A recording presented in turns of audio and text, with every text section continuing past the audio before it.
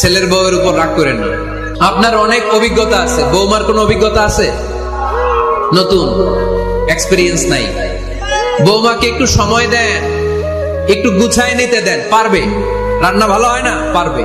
ঘুম থেকে দেরিতে উঠবে আস্তে আস্তে। আপনাদের সাথে মানায় চলতে পারে না, পারবে, সব পারবে। আপনিও একদিন পারতেন না।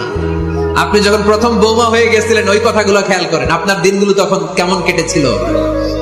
এজন্য পাড়াডা গায়ের শাশুড়ি আম্মারা, বউদের উপর জুলুম করেন না, অত্যাচার করবেন না। অনেক শাশুড়ি আছে পান থেকে চুন খসলে বদদোয়া দেয় বৌমারে, আছে না নাই?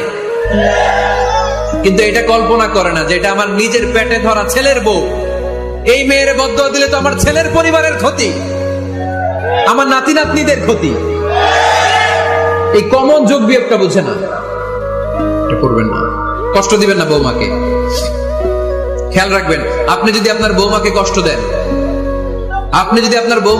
দেন, আপনার নিজের মেয়েটাও বৌমা হয়ে আরেক বাড়িতে যাবে, সেও সেই একই কষ্টগুলো পাবে। এগুলো যখন আপনারে শোনাবে, তখন আপনি শান্তিতে থাকতে পারবেন না। চিল্লায় বলেন ঠিক কিনা? নিজের মেয়ে সকাল 11টায় ওঠে, ওইটার দোষ নাই। বৌমা কেন উঠলো না? ঝামেলা আছে না নাই?